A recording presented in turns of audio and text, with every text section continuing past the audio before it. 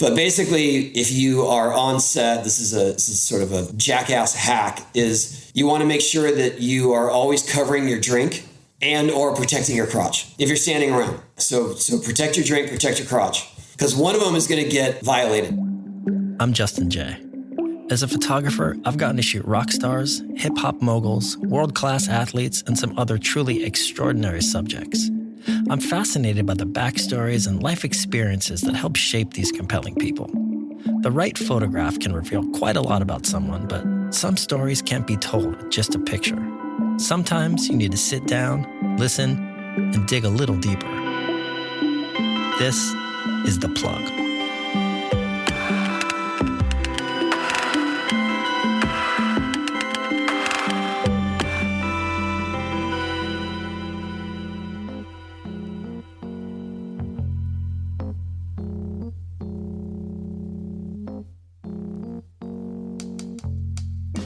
Every great success story starts with a set of goals.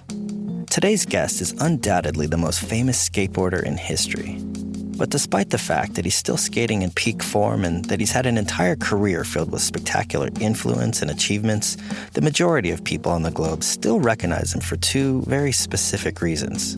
Either an immensely popular video game or for being the first person to achieve the holy grail of vert skating by successfully landing a 900.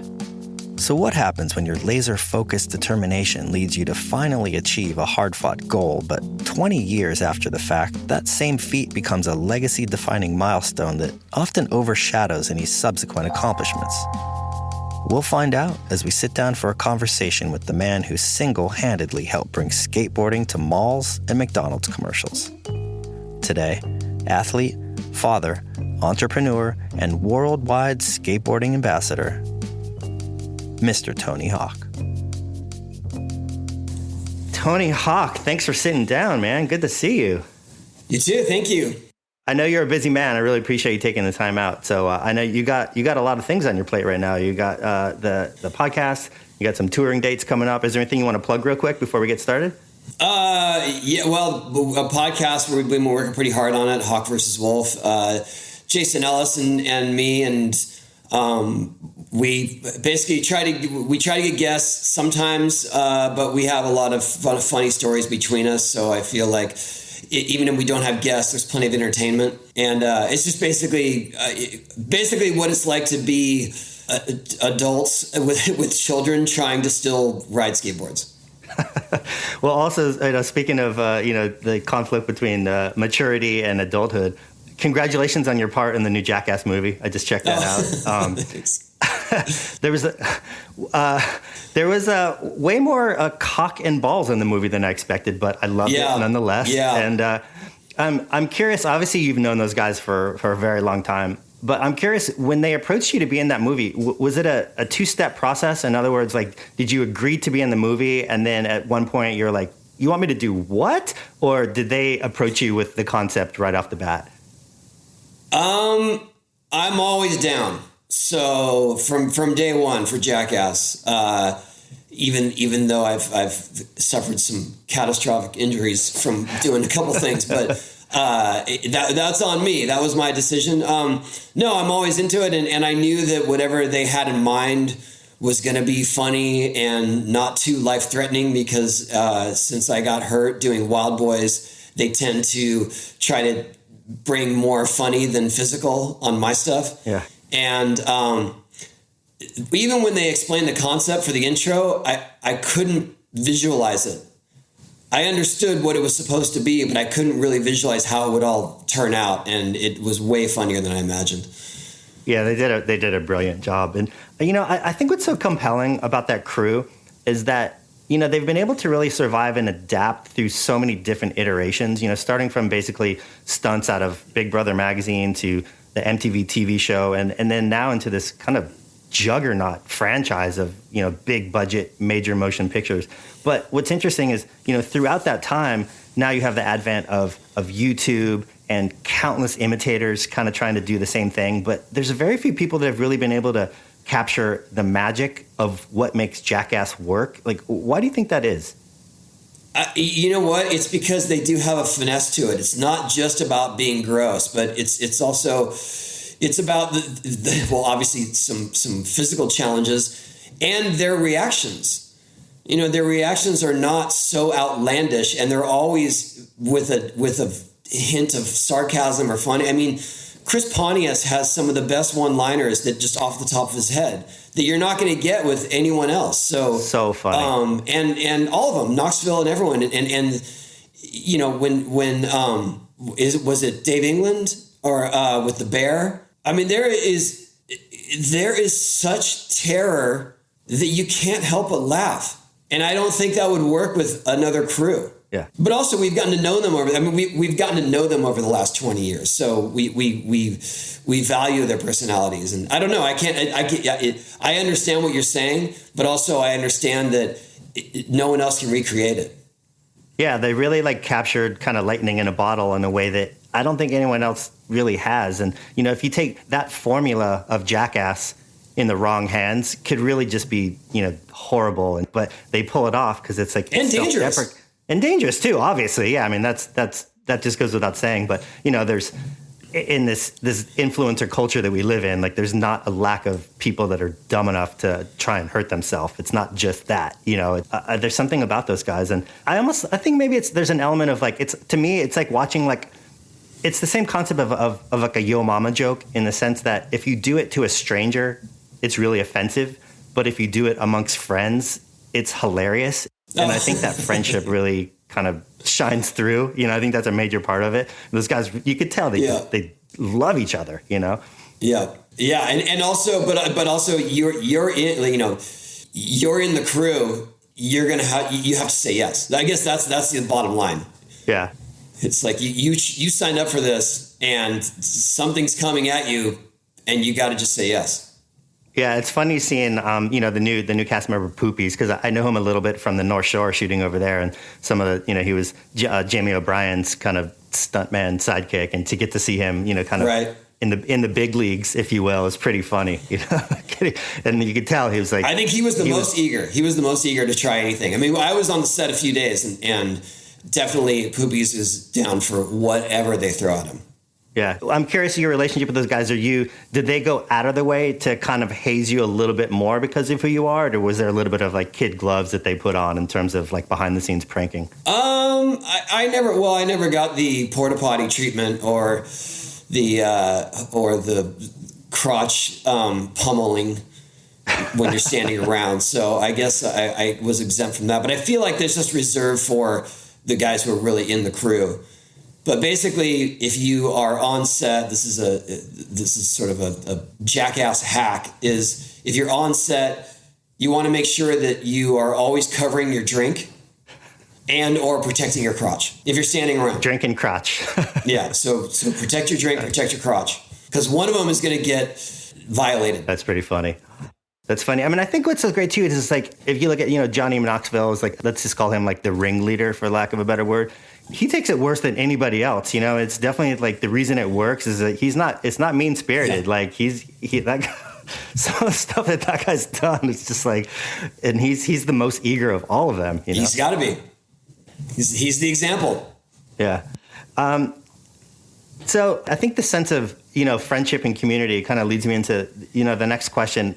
There's a couple of movies that came out in the last couple of years, whether it's Jonah Hill's mid-90s or North Hollywood. And, you know, even though they're set in the context of skateboarding, I think ultimately those movies are these kind of coming-of-age films about community and friendship and identity and kind of trying to find your place in the world.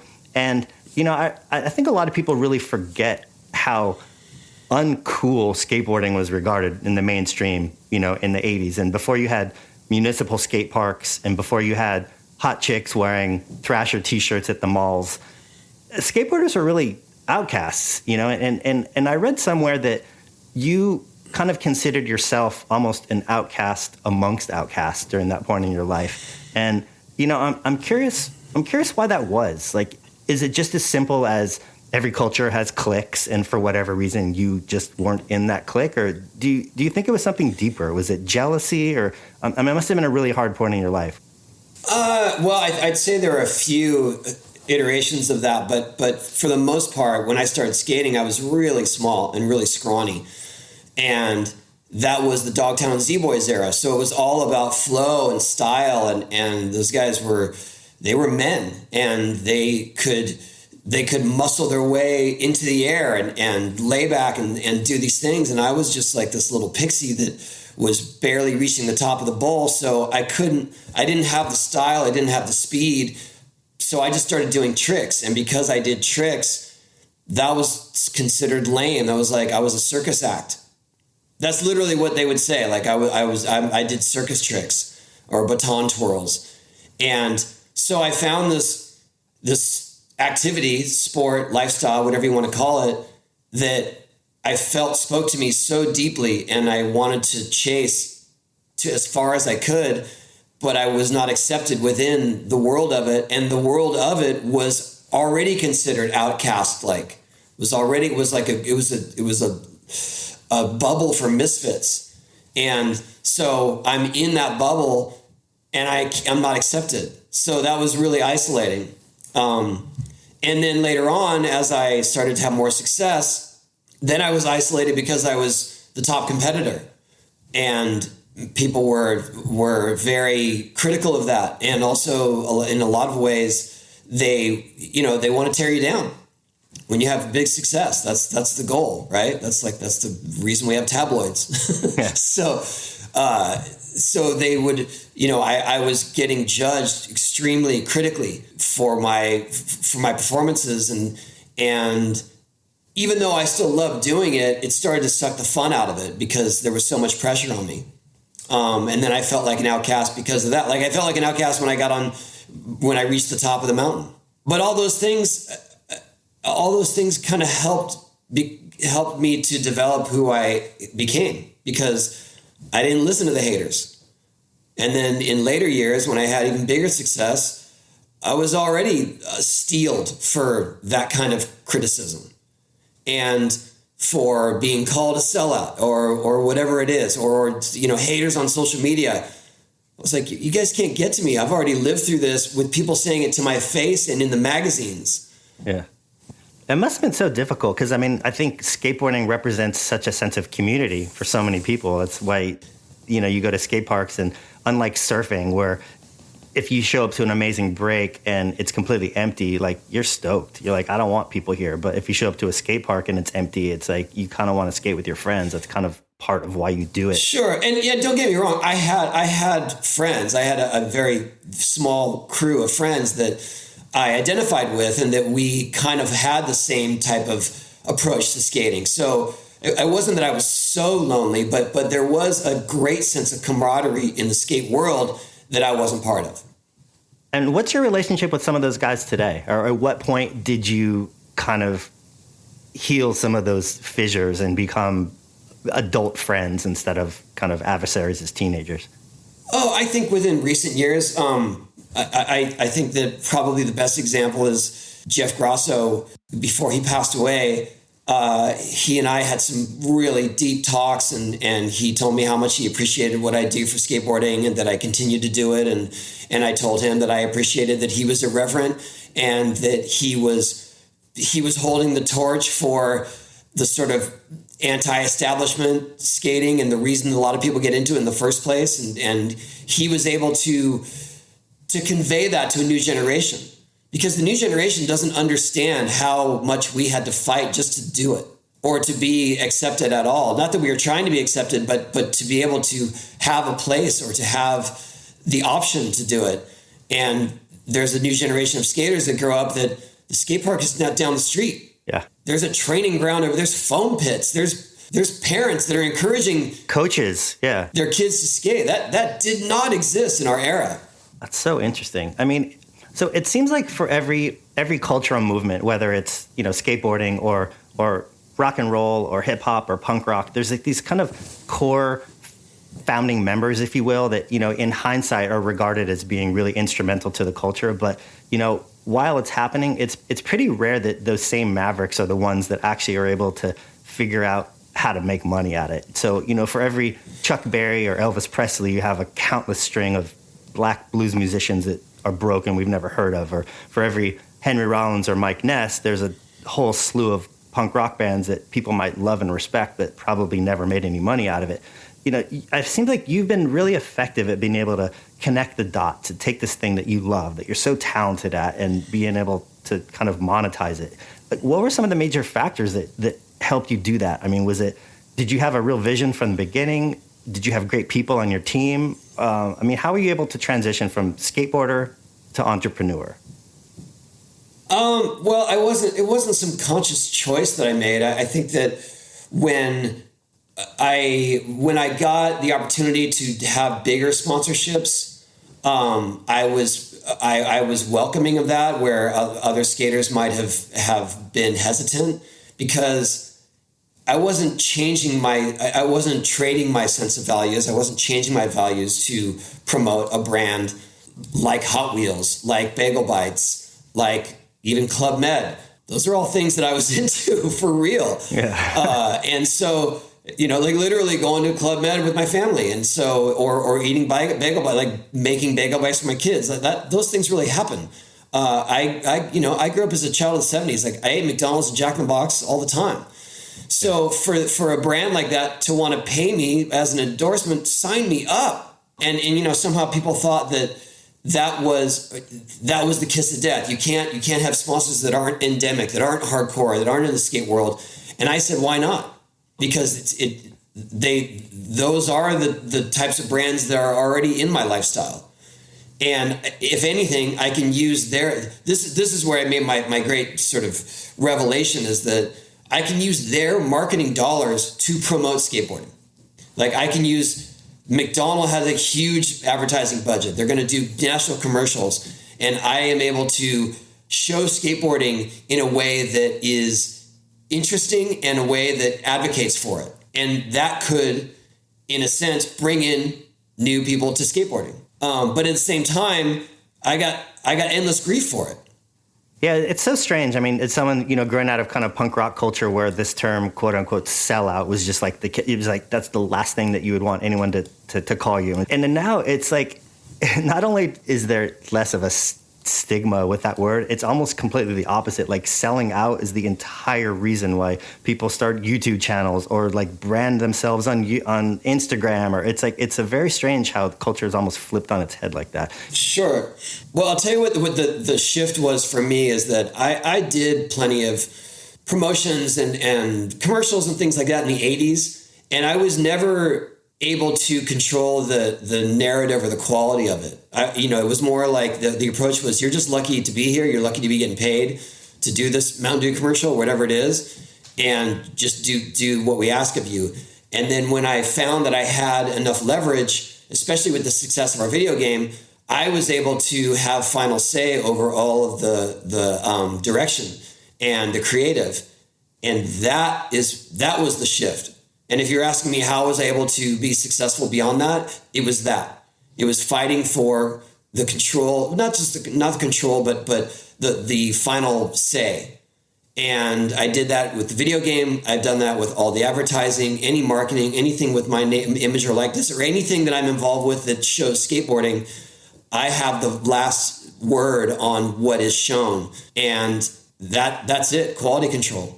It's interesting because I feel like, and this is largely a part of your success and what you brought to the sport, but like skateboarding has gotten to the point now where it's viable for a very talented skateboarder to basically have some opportunities to make a living, and in some cases multi-million-dollar sponsorships, and in some cases develop their own brands as well. You have Birdhouse, but that's a skate brand, and you also have Tony Hawk the person, which is a brand in and of itself outside of skateboarding, and very, very few skateboarders have been able to pull that off. Like, what's the difference?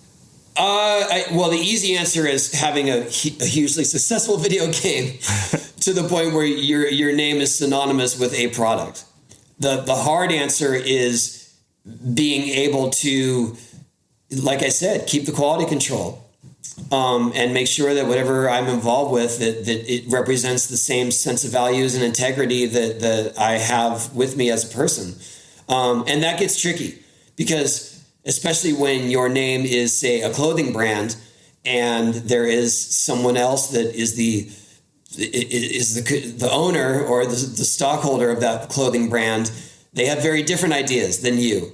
But at some point you have to fight for your own name. And that's hard. Like that's probably the most, besides prioritizing my time, that's the most challenging part of my job. Did you watch by any chance? There's a really great documentary on Hulu, I think, about Von Dutch and that brand. Have you checked that out? I think I saw half of it and I fell asleep, honestly. But yes, I did. I was around in those years. Like those were sort of the years that we had the heyday of video game success. So I went to a bunch of those events and I saw them giving out Von Dutch gear to all the celebrities. Yeah, it was like a fascinating case study of how to take a brand and just blow it up and ruin it, like in so many words. Yeah, I feel like that was the original Ed Hardy. Yeah, absolutely. Ed Hardy took that same model, but was successful with it. One of the partners in that movie was actually an investor and started Ed Hardy. So you're 100% correct. Oh, there you go. Yeah, I guess I didn't watch it that far. Yeah. So, shift gears for a second. It seems like the prevailing thought is that, music and sports are generally kind of a young man's game. Unlike, let's say, writing or directing or acting, or you can take these creative endeavors and do great work, like pretty much until the day you die. But at the same token, you just watched Kelly Slater, who's 50, just dominate and win the pipeline contest. And we just watched a bunch of 50-year-old rappers at the Super Bowl halftime show, like do an amazing performance. I'm curious about your thoughts on mortality and aging in the sense that you've been able to really effectively stay relevant and skate up until the age that you are now. But eventually you're going to age out of that and not be able to perform on the level that you want to. Is that something that is going to be really difficult for you? Or in some way, are you already kind of surprised that you've been able to maintain this level of skill and relevance this far? I mean, do you feel like a teenager still inside? Or is there a part of you that's like, holy shit, how am I still doing this? Well, it's both. And I think that, especially in the example of Kelly and of me, we're the ones leading that charge. How far can you take it? In the case of skateboarding, it's not that others couldn't have done it to be skating at a top level at an old age like mine. It's that no one, the industry didn't allow for it. The industry wasn't big enough and it didn't have a strong enough foundation for anyone to make a career out of skateboarding past the age of 20 or 30, because it was such a small industry and considered a young man's sport. So there were already stigmas against that. And it was very much, when I was growing up, if you were out of high school and adult age, you're supposed to find a job, even if you're a pro skater. That was just the trajectory of life in general. Skateboarding was never taken wasn't taken that seriously in those days, and so it's cool. You did it. You had fun as a kid, and it was basically the equivalent of being a yo-yo champion. And then at some point, things started to progress, and we found ourselves at age 20s, 30s, improving our skills. And it was like, why do we have to, who says we have to quit? And at some point I realized that it gives me such a sense of peace and accomplishment, and it is my main creative outlet, and I'm not going to let this go. And so I was never going to quit, regardless if it didn't pay. So, and I did it through my, especially through the mid 90s, in my early 20s, mid 20s. I was doing it for no money at all and very little recognition or accolades.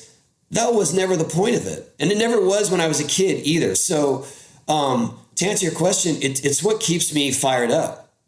And to this day, I'm literally going to close this laptop and go to my ramp and go try to shove it nose slides over the gap. I already have that in my mind, and I know it's going to bring me joy even if I don't make it. And do you have a metric in your mind of when you're going to pull the plug, when it's going to be time to maybe not quit skating? Because I never made ultimatums.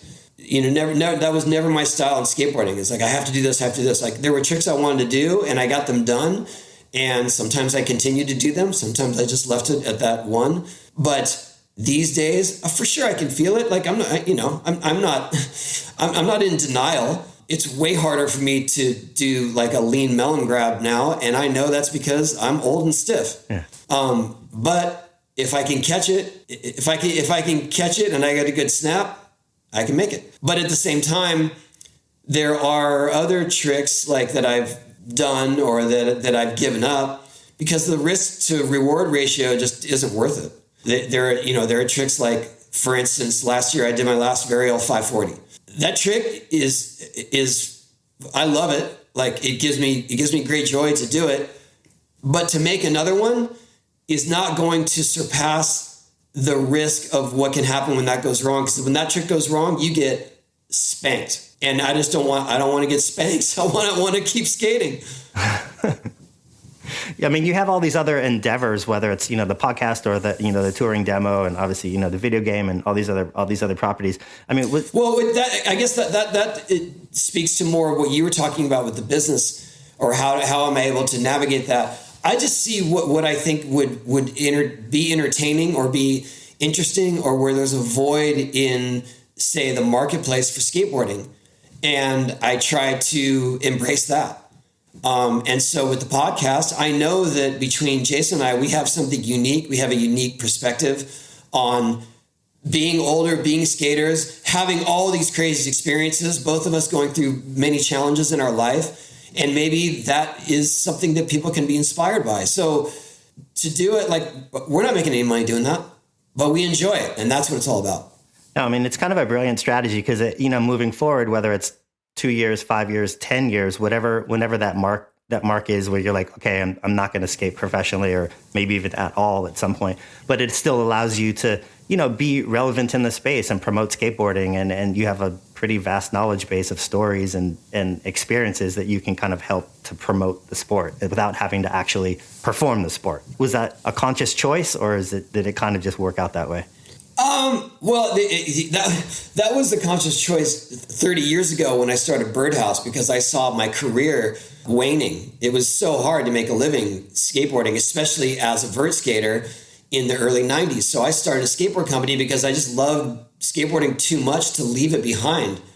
And so I really thought that was my transition to becoming a businessman. Little did I know skateboarding would make a huge comeback 7, 8 years later, and that I would still be on top of my game and still riding the wave. So that was what I thought was going to be my exit from being a pro skater. And little did I know that became even more successful than I imagined. But I would be happy to, and like if I start sucking at skating, I'm not going to do it in public. I guess that's the answer. Okay. Like if I feel like my tricks are truly, my skills are waning, or if I'm just too exhausted, then I'll just quietly bow out, and I'll probably still do it for fun in the background. But I do feel like I'm still good at it. I'm still got some creative ideas, and I've still got the physical ability to put those into motion. And so why not? It's still just too much fun. That's great. So, your son Riley is also a very talented skateboarder, a very different style. But, there's this natural dynamic between father and son where they tend to reach a certain age where they want to assert themselves and they want to create their own identity. They want to rebel. Parents are inherently not cool anymore. And, that makes sense if, let's say, you're 16 and you're in a band and your dad's a balding insurance salesman or something. But, in your case, or in his case, you're Tony Hawk. Was there ever a point in his adolescence where you wanted to kind of shake him by the shoulders and be like, you know what I've done? Or was there, I was reading this story, Mike D was talking about his relationship with his kids, and they're just horribly unimpressed with his status, and for my money, I can't think of anybody that's more unequivocally cool or influential than the Beastie Boys, but his kids don't care, what was your relationship with Riley growing up like? It's much different. Riley, he loved skating most of his life. There came a time when he was a teenager that he felt the pressure or the vibe that people had for him because of me. And that started to discourage him from skating. And in those years, I felt bad because I felt like my status or my reputation is sucking the fun out of skateboarding for him because there's such great expectation. He's living in the shadow all the time, and he can't shake the name. So he stopped skating for maybe a year or so. And then he started riding motocross, and that was hard for his mom and I, because when, if you're a motocross kid like that, the whole family has to rally around that and take you to the track and get all the gear. And we didn't really have the time and resources to do that for him in a way that would be effective if he wanted to try to pursue a career. And that's kind of what he was talking about doing. And so I had to have a conversation with him at some point. And I told him that, Riley, I appreciate that you love doing motocross, and, you're definitely improving at it. But I think he was about 13 at the time. I said, but you are very, very good at skateboarding at your age. And that's not because of me. That's not because, you're not getting, if anything, you're getting a treatment that veers on injustice, because people think that somehow it's easy for you, or that you're given everything. And it's not that. You have the drive, you have the talent. And I think you'd be able to do something with that much sooner than you would if you're trying to chase riding motorcycles. And I do think he took that to heart, because he started skating again not long after that. And he found his own crew that weren't interested in who I was, or, that sort of thing. And they developed their own, that's the Shep Dogs. They developed their own crew, their own aesthetic, their own style. He's not a ramp skater, but he had those skills already. And they just started making videos. And soon enough, that crew has become some of the best. We're talking about Kirby and Stephen Lawyer and Figgy and David Loy, and, all those guys were that was their crew, and they all started to feed off each other. And Jacob, who now shoots for Thrasher, he was the guy shooting their videos. I had nothing to do with that. If anything, I was probably standing in their way in terms of what their opportunities were. So to answer your question, he very much made a choice to follow his own path and to release himself from not for influence, but like my companies, my sponsorships, my world. And I had to let him go. And I was proud of him for seeing it through. And how did that affect your personal relationship with him? Like you said, rather than getting, a free ride because he's Tony Hawk's son, you say he almost had additional scrutiny on top of him because of it. Like, how did that affect your relationship? Is that something that he was resentful of? Did he understand? Did that create conflict between the two of you? No, it didn't create conflict. If anything, there was this sort of, I don't know how to explain it. There was a sense of liberation where he said, I want to go do this. I'm going to go ride for Baker. Because at the time he was on Birdhouse and Quicksilver and Hawk Shoes, like all my affiliates. And so he said, I want to go do this. And so I guess the only sort of wistfulness I had about that was that we weren't going to be traveling together anymore. And in a lot of ways, those were the times where I was closest to him, because I had him as a captive audience. We were traveling, and so we were able to talk and hang out and riff with each other and skate together. Yeah. And then once he went to Baker and he went to Lakai, he was on a whole different trip. Literally a trip, going and traveling with that crew and finding his own way. And so I guess that was the only fracture that we had was that we didn't get to travel together anymore. But now we both make efforts to do stuff together. He's an adult. He's got a mortgage. Yeah. he's got a serious girlfriend. He's got a business. So he's an adult child. And so I respect that. And we try to make time to have dinner together, or if we're going on family vacation, obviously, things like that. I'm taking my daughter to New York next week, and I invited him to come along, and he already had plans to go camping in Palm Springs. Like that's how it is now. So, I think, part of the reason that skateboarding was able to become what it is today is because there's such a rich visual documentation of the sport, starting from Craig Stesick, and, we had Glenn Friedman on the show last year, and, obviously he has a lot of iconic photos, Grant Britton. Like, who are some of the people in your opinion that were most instrumental, or who influenced you the most when you were starting to put together a Birdhouse, like visually, in terms of creatives and art directors and photographers? Wow. Well, There's so many. I mean, I was inspired by the art that was more born in skateboarding. So we had a few key artists then. Ron Lemon was the one who sort of created the aesthetics for Birdhouse originally. He was from Blockhead Skateboards. Sean Cliver did a bunch of our graphics, Sean Cliver came from Powell. Now he's part of the Jackass crew. For photography, at that point I could just take what I could get, but Grant has always been a staple and one of the best photographers. Daniel Sturt at that time was, creating images that are still iconic to this day. Atiba was touring with us and was really coming into his own as a photographer. So those are all the guys that were with us in the beginning of Birdhouse.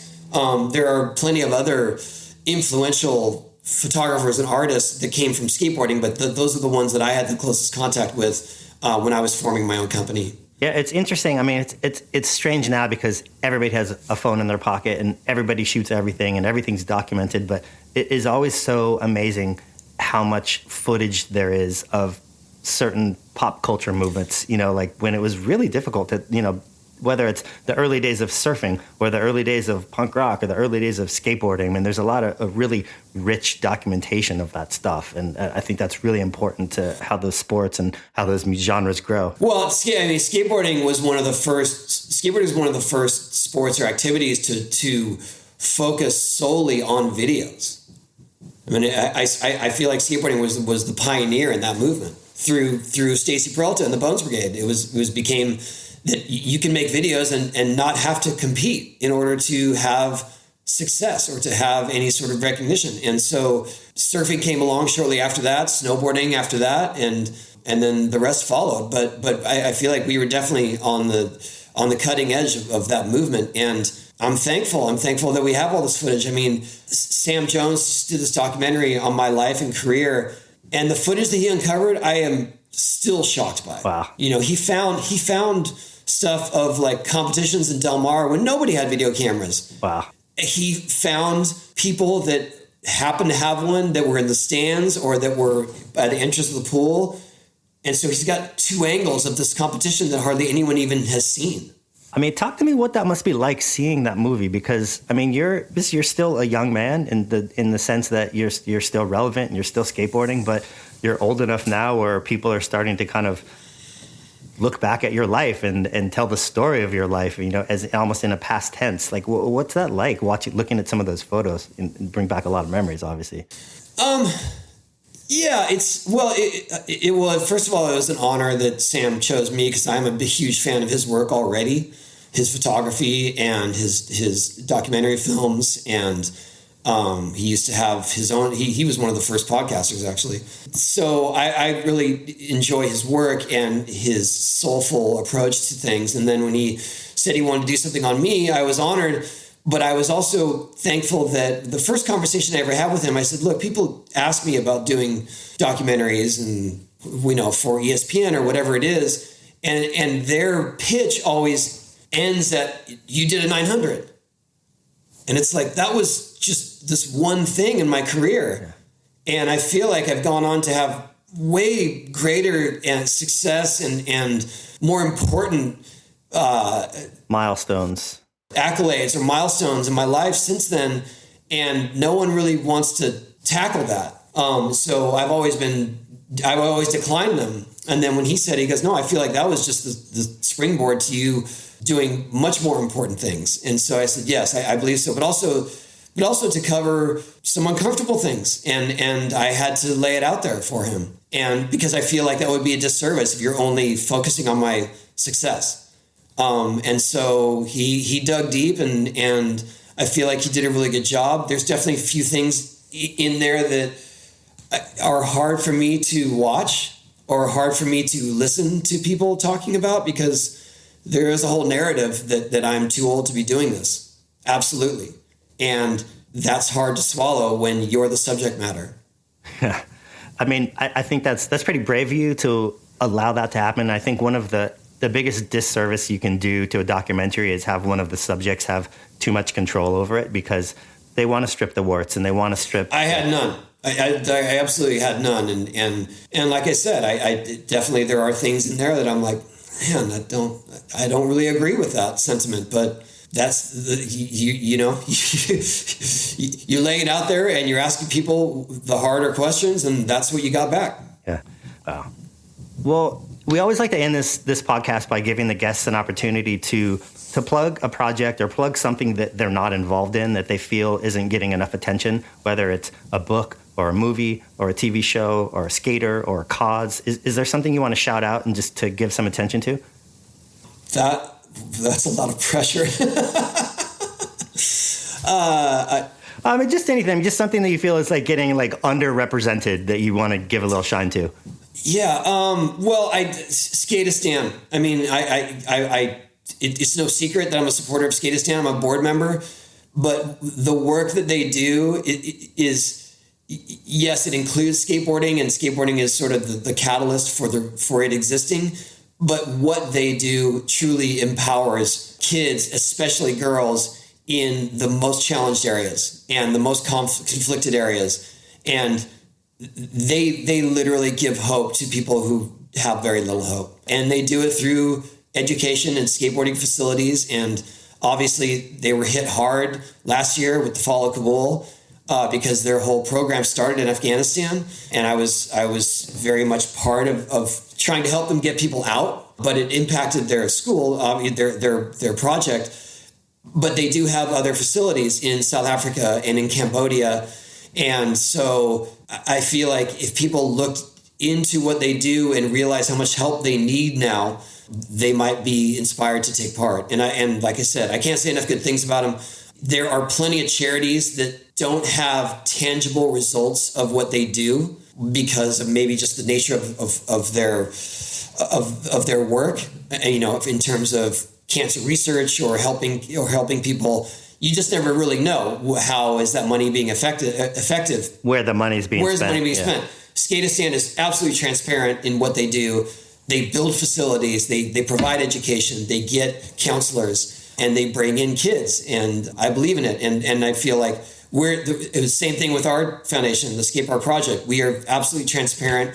We are one of the highest rated charities on Charity Navigation. And we provide literal concrete proof of your money. It's like you gave us money. There is now a skate park in Detroit.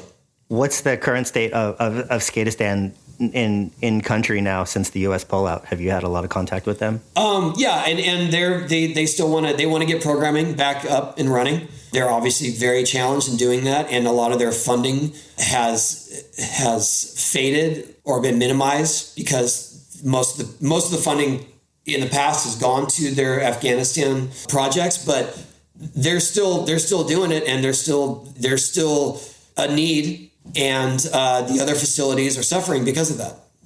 Well, Tony, I really appreciate it. I know you're a busy man. I appreciate you taking the time out. I want to just actually give a quick shout out to Chad from Nixon for kind of facilitating, making this happen. And that's how you and I met back in the day, shooting some stuff for Nixon. Yeah. But I wish you all the best, man. And I think you got definitely a few more years left in you for sure, at the very least. Cool. Thank you. But thanks. Appreciate it. All right. See you soon. Thanks for listening, and a huge thanks to today's guest for dropping in. If you enjoyed this episode, do us a favor and take a minute to rate, review, follow, or subscribe. This episode of The Plug was executive produced by Ryan Bucci and Peter Buckingham. Theme music by Andrew Van Weingarten and Dan Drohan, with sound design by Brad Worrell at Soundwag. Thanks again, and be sure to tune in for future conversations.